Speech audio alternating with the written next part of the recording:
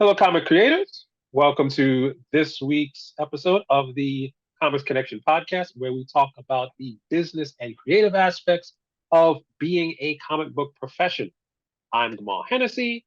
With me is Andy Schmidt, and we have two major stories to talk about today. Andy, first thing that we're going to talk about is a story that came out last week in the Hollywood Reporter about Mr. Maisel and his new endeavor to kind of start a connected movie universe based on, I believe it's Michael Turner's Fathom characters that he did during his Image run prior to his untimely death. We have a lot of conversation in the Discord and in like the Q&As that we do for Comics Connection every week about connected universes, but I want to actually get your take on what your feeling is on starting off right out of the gate by announcing that you're going to have a connected universe, not so much in film, but this is not a film podcast, but for comics themselves. Yeah, I mean, maybe I'm reading the room wrong, but yeah, I think there usually I hear a groan, like another person trying this again, right?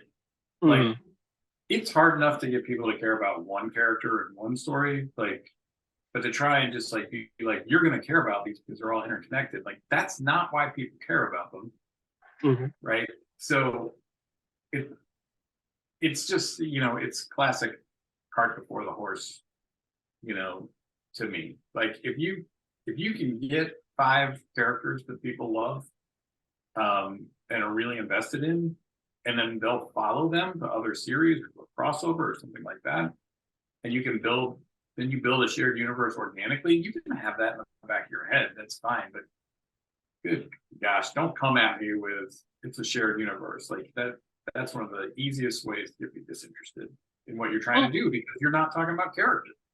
You pay some lip service to character in there. You're like, well, we've got these great characters and they'll be awesome together. Like, come on, just stop. So tell us how you really feel. I mean, So I have a question, because I read that article and I don't think Fathom is a part of this, or Soulfire. They're both mentioned as characters Michael Turner created, but they're not in any of the art that I see, unless there was a major redesign I was not aware of. So I'm not even sure that his popular characters are even in here. Well, that I do not know. I do not know what the structure of the deal is, or when they say shared universe, who those characters are. But what we actually like to, and I don't want to say preach, because that is too strong a word and it is out of context. But what I constantly remind people, and I think you do the exact same thing, is you have to, especially if you're a brand new creator, a brand new writer, artist, whatever, you have to actually get good at 5 pages. You have to get to the point where you can convey ideas in an interesting way with sequential art in 5 pages. It's not a connected anything. And then once you're good at that, because you're not going to be good at that the first time, then try to make 22 pages. You've got one comic. And then if you can actually get enough sales, get enough interest, get enough momentum in that first issue, then make another issue. And then you'll have a series. And at a certain point, you can start to add to it. You can focus on, secondary characters people like, and then spin off and do all those other things.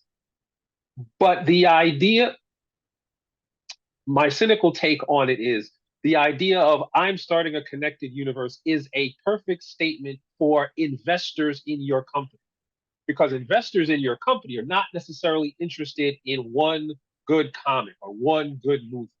What they're interested in is getting return on an investment on a $1 billion franchise. So when you say I'm building a connected universe, what you're really trying to tell them is I will also have 20 movies that will make $1 billion each and sell god levels of like merchandise. So Yeah, you're but not. the problem when you this article goes on the Hollywood Reporter, where investor type people will see it. Granted, Yeah. the problem is the rest of us see it too, right? Mhm. And this whole article that's in the Hollywood Reporter, it is definitely for investors. Um, Mhm. but yeah, I mean, just as a person who has seen so many people try and fail at this, um, this sounds wrong-headed, like just from the get-go. Now, but you're right, though. Investors will be like, great, shared universe, Marvel money. But look, if DC couldn't do this properly Mhm. with a shared universe baked into their DNA and people actually wanting to see Batman and Superman team up and Wonder Woman team up on film, and they still couldn't quite get it to work Mhm. and are still kind of on the struggle bus a little bit, Yes. then taking a bunch of characters that for the most part nobody's heard of and trying to do the same thing, like, I mean, your back's against the wall just from the get go, right? And how many Ex- franchises that we see now that start as one thing, and then they're like, but now we've got this cool character that we introduced. We're going to spin them off into a thing, or we're going to explore this thing over here, and even that usually doesn't work. yes. I mean, I know that the John Wick franchise had did it in a more organic and better way.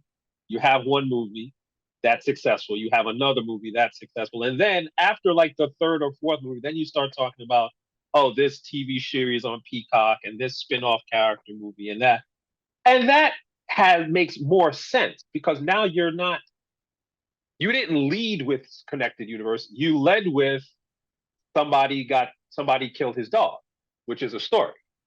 Well, at least the beginning of the story. Right. Whereas if you look at what they tried to do with Tom Cruise's Mummy, what they tried to do with Godzilla, King Kong, what I have at least at any given point, two or three clients will come to me saying, I'm planning to launch a shared universe. And I don't want to shoot down their dreams, but how about you make a good comic first? How about you figure out how the business works first before you decide you're going all the way to connected universe? I We sound tend, like grumpy old men, you know that. I tend to agree. Um, yeah, well, yeah, I mean, it's learn how to crawl, then learn how to walk, then learn how to run, then learn how to inspire everyone else to run with you. Right. I mean, and then get all of them over a marathon. Like that's what this is. And you're going, I'm gonna start by getting 50 people to run this marathon in record time. Right, right. That's your first thing out of the gate. Mm-hmm. And it's a big ask. And I legitimately don't think people are interested.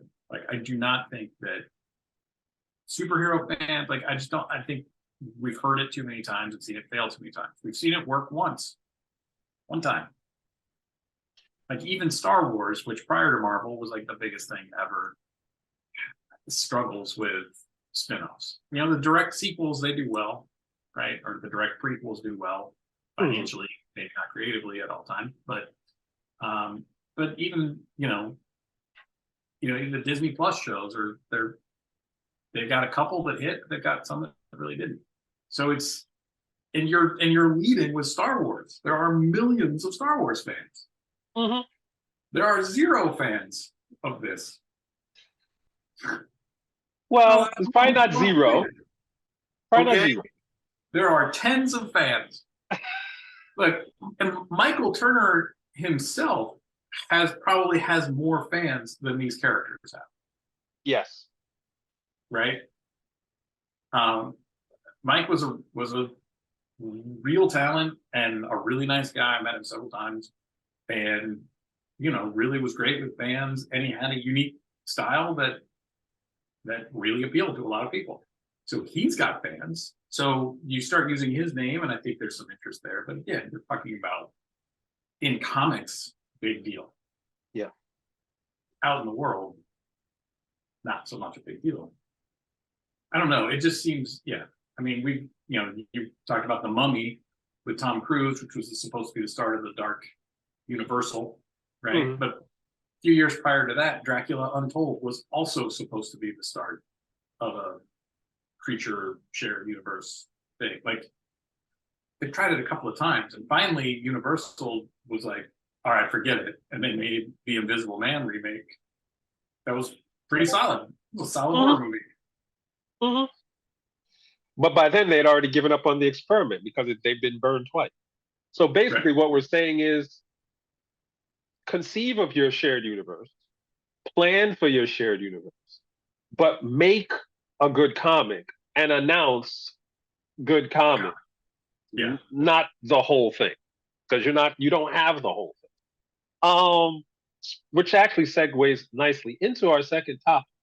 Last night we had on our expert interview, we had Charlie Stickney, who has built a successful comic book publishing business from Kickstarter and crowdfunding. One of the things that we were talking about is the idea of how do you manage time if you are writing the comics, overseeing the production of the artwork, you are handling the legal, the accounting, the printing, the shipping, the marketing, the advertising, and you have a family and you have to go to conventions and you have to handle shipping.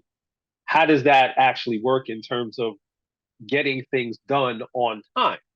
Now, I wanted to actually pose the same question to you because as the publisher of CEX and as a comic book writer and as the proprietor of ONS, and I know there's another business in there, I think it's a distribution business that I don't even remember the name of at this point. How do you actually manage your time knowing that you also have a family? Well,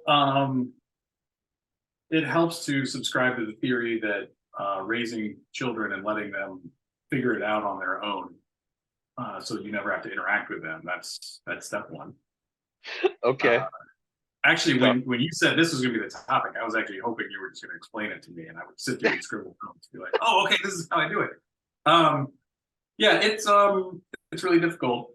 Um, so what you do is, or what I do anyway, is I make a list of priorities. mhm, Um, and then I do my absolute best to stick to it, because if you try to make everything a priority, you go completely insane and you mess up the stuff that's really important to you. So for me, I make my time kind of after work, my evenings, and my weekends. That's family time, right? And mhm, and very rarely do I let work infringe upon that. If mhm, I'm teaching a class, like that gets taught at night, like that's fine. That's once a week. It's planned for. It gets worked into the flow. But there are very few. There are a lot of things that feel like emergencies when you first hear about them, or they get you angry and you want to deal with it right away, and you learn like, no, it's like this came in at 6:30 p.m. Like if I start to deal with this, it's 4 hours, right? And you just can't do that. mhm, If it's a real emergency, like if literally, the printing press is on fire, yeah, okay, I go do that. But that's really quite rare that I have anything that I have to do right then. So once you kind of make your priorities, then it becomes a matter of managing, what you can actually get done in a day, and kind of knowing what goes to the next day, like what's going to get kicked off. mhm, Um, and the other thing that I do is I will set time limits for myself. Like I've got this task that's going to take some time. I give myself 45 minutes to get it done. And just by doing that, I my brain starts to automatically start thinking about how do you get this done in 45 minutes. mhm, So that's another trick that comes in pretty handy. Um, but the truth is, there's a lot that doesn't get done. And in my case, I work with a lot of other people, so I'm not trying to do it all myself.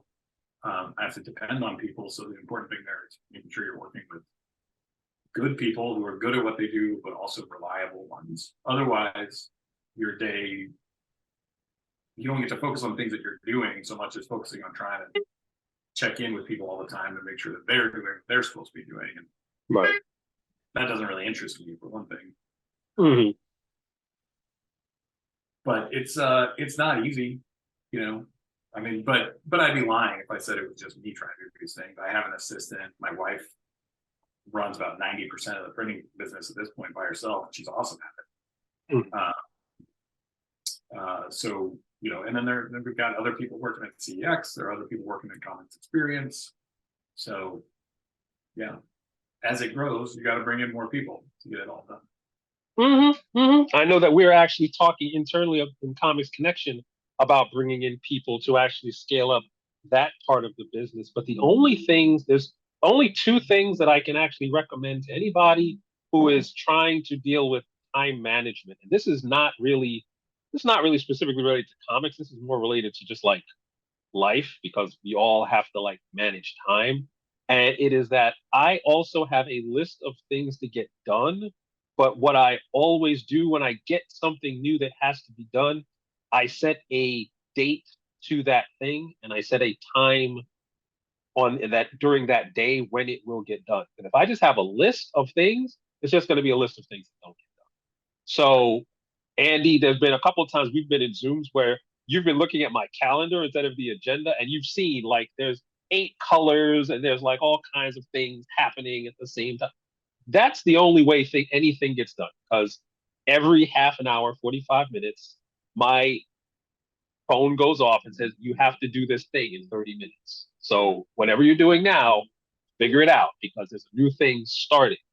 And the other thing that I do is if I know something takes half an hour, I build in an hour in the schedule to do it because something is going to go wrong, the Zoom's not going to work, or something's going to crash. You build in an hour into everything that takes 30 minutes, you're never back on your heels. You're never running against the clock. If I schedule something that I know will take 15 minutes, and I schedule it for 15 minutes, it will invariably take an hour. And now the whole day is screwed, and now I'm mad, and now things are not getting done. And the other thing is, in setting a day and a time to everything, you have to actually remember what your recurring things are, like things that happen every week or things that happen every 2 weeks or a month. That has to go in the schedule too, so that when new things pop up, you have to meet this person, you have to do this thing, you have to take care of this project. You already know where you don't have time to do it. There's already a thing there. So, and the last thing is once you actually look and see you have too many things or you have about enough things that you can do, don't do more things. Like if you know that you're trying to publish a comic book on your own and build that company, don't try to make a connected universe out of it. And now you got to make like 15 more books that you don't have the capacity to make. See what I did there? I did. Yeah. I kind of like just brought it all home. So, does any So of what that? I do is a little bit different though. I have a list and I will move things up and down on the list in terms of priority. And then I have such and such time and I just start working on it. I go down the list. Now and then I have other things that are scheduled, like calls like this or whatever are scheduled. And so like I just get done what I can get done. And my assistant Joanne and I try to make sure I don't have like too many calls on any day that I'm not able to get any work done. But like today, I've got 2 more after this one that are probably going to be about an hour each, and it's probably not a lot more work, you know, like at my desk work getting done. I'll just be in meetings, and those meetings will get things done. But you know. Yeah. Now there's the techniques that we're talking about are not like overly complex, and they don't require a lot of technology. But there are apps out there like Monday, like there's a lot of project management apps, especially if you're working with other people and you're trying to coordinate tasks and schedules and milestones and things like that, that you should definitely look into. But if you can't manage your own time, it is going to be almost impossible to manage other people's time to the point where you actually have a machine that looks good. And in that case, there's no way you're going to be able to have a connected universe. Yeah. Right. And I've tried a lot of those different apps, and they're not. Thus far, they haven't been for me, but a lot of people love them. Well, the thing is, I think when you've got to the point that someone like you and I have got, we already have a system. To bring in those kind of apps means learning the system, teaching the system to everyone else, and then remembering to use the system. Otherwise, the system doesn't work. And I don't have time to do all that because I already have the calendar's already full. I don't have time I've to seen it. It's very full. exactly to learn a new system. I can't. I'm not that smart. I can't do it. So that is going to wrap up this episode of the Comics Connection podcast. In the show notes, there's going to be information about joining all of the classes that Andy is providing in Comics Experience Workshop. And there will also be information on joining Comics Connection itself if you want to be part of our live classes, our Discord, and get a free copy of The Business of Independent Comic Book Publishing. So, Andy, thanks again for everything. And everybody else, until next time, have fun with your comics.